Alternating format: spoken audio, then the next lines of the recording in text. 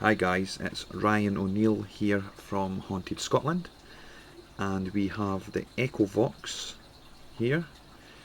Now, I've had a lot of people asking which settings we use for some of the captures we have from various locations.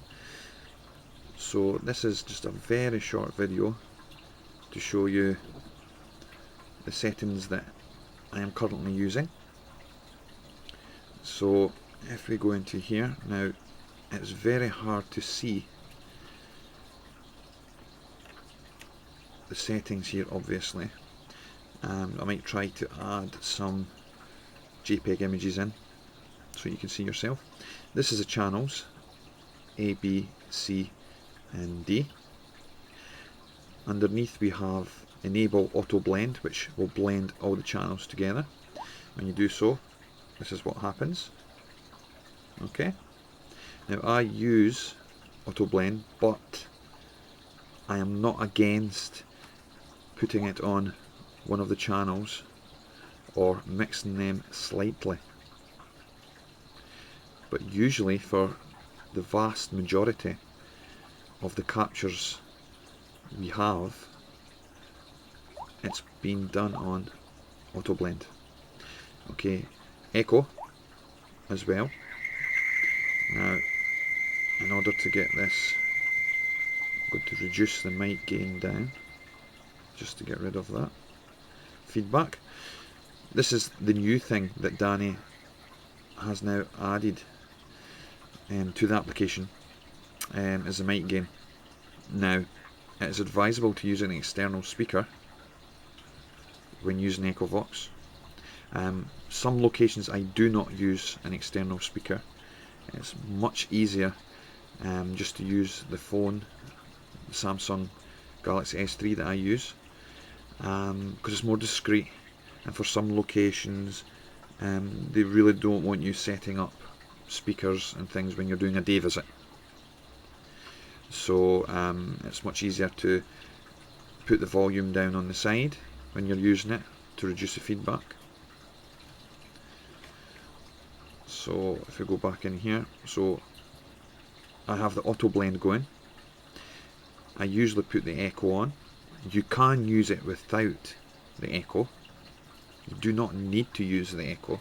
Some people are having great results without it. If we go underneath here, you'll see the delay. You can actually delay on 0, 3, 5 or 10 seconds. Now I usually just do it in real time, but your mileage may vary. You may wish to play about with these settings and see what suits you.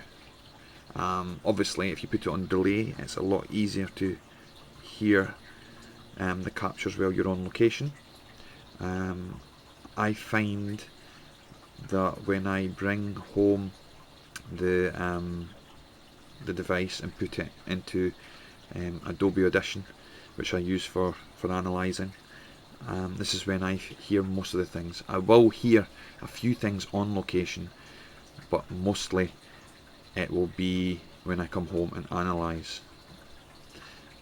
So I keep it on 0 seconds. I have it on auto blend and echo.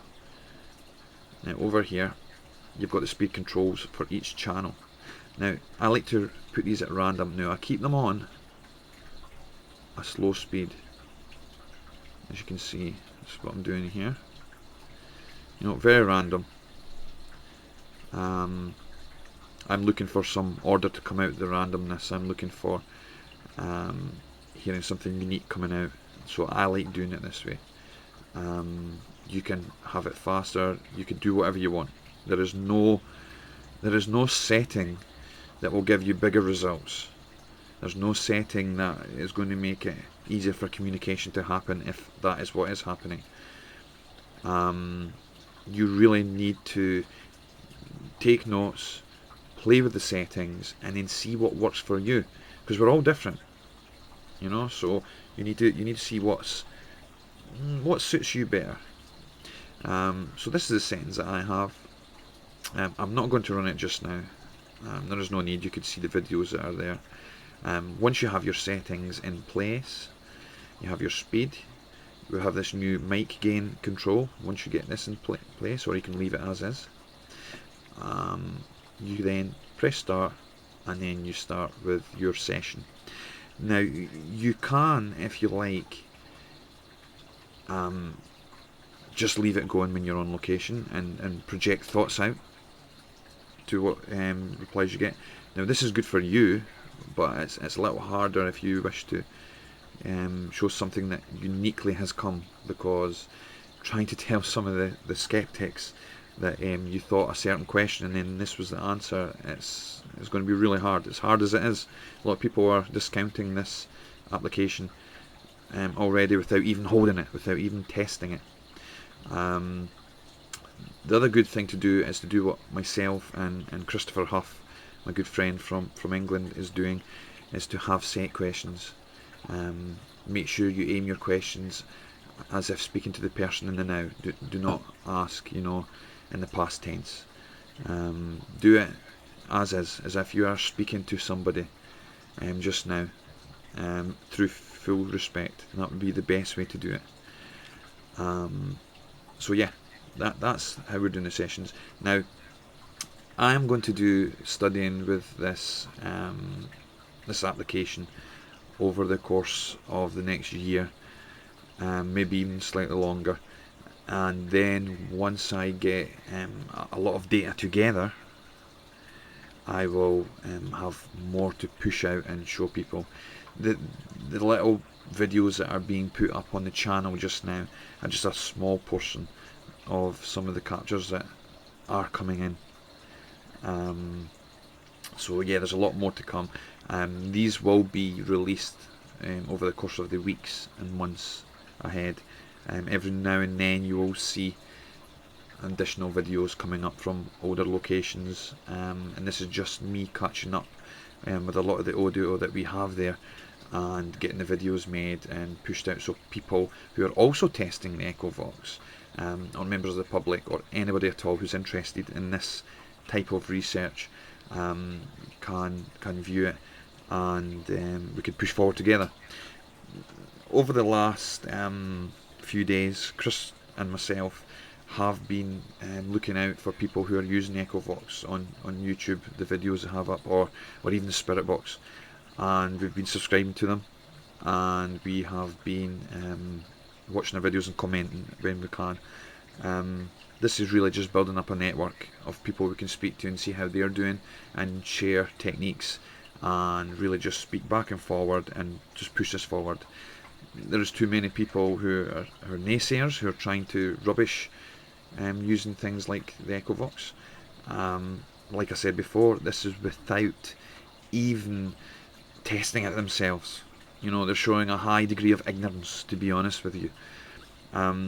Without getting your hands on these devices and testing them, experiencing the feedback that's coming, and then doing the research before location and doing the research on whatever captures you have after the location. So this is the way you should be doing it. Sitting back behind a computer screen, in front of your keyboard, and trying to ridicule other people because they're trying things that are out the box, is not the way to operate. This is all about testing. Now, in the end, if it comes back that we're getting nowhere, at least we've tried it. I mean, how many of these people who are naysaying have tried it? And I salute every single person who's trying this out. I've spoke to so many people privately and publicly who are doing this, and I salute them all because they are taking the time. They've purchased it up from Danny. They are running it on their smartphones or on the tablets, and they're putting the results up. Just a little word to everybody who's doing such: you will get haters coming in and commenting and telling you that you fake stuff, and you will get you'll get some who think that they're above everybody else within the paranormal field and they know better, and you're wrong and I'm wrong and everybody's wrong. And just ignore them. Really just ignore them and keep doing the work. Keep making the videos. and keep putting them up so that we can all share, see where we're going, and maybe even have some sort of area online where we could place all these videos together and people could go through them, get ideas, and really push forward their research with these kind of devices. Now, your whole investigation does not need to centre around Echovox or the Spirit Box, for instance. You know, it's good to have these and do a 15-minute session, or maybe two 15-minute sessions on location. The rest of your investigation or observations can be used to do what you usually do. So it's no big deal, even for those people who don't completely trust in them. You could at least try them for 15 minutes. What have you got to lose? As for the money aspect, the application is very cheap. Come on, it's £12 here in the UK and what, $20 US. That is nothing compared to the prices you'll pay for an ITTC Spirit Box, you know, which is slightly more. Now, if you have much luck with the Echovox, it may encourage you to go down the Spirit Box. I know Chris uses it. If you wish to spend the money to do that, then that's brilliant, you know, and at least you're putting your money forward to do it. This talk about people making money and they're just a con and things, this is just really crazy stuff, and at the same time, these same people who are saying such are running about with DVR systems and EMF meters and using these things wrong at times. So really, you know, it's just crazy. It really is just crazy. Danny's never going to get rich off $20 for an app. He's not doing it for the money aspect, I can assure you. He's doing it because he's got a passion in this field. He's got a passion to find these kinds of devices where we could further our knowledge and push forward. I could tell that just by reading and watching his videos and things online. Okay, so that is the settings I use. As I said, it's pretty easy. I use auto blend, I use echo, I don't put a delay on it. I random the speed and I use it. Now, you can use it on any channels, you can do any speed, and you can do what you want, but that's what I'm using just now. And if I get any luck or anything does prove to be any better over the course of the next year, I will do a video and let people know what seems to be working. But in the meantime, that is it so far. I hope that helps slightly for those who are just starting out and purchasing the app. I hope it relays some fears that you need to have a specific setting, which you don't. Try get your own setting, put a video up, let us know, or get in contact with myself or anybody else who's testing it and let us know how you're getting on. Okay, thank you for now. Bye.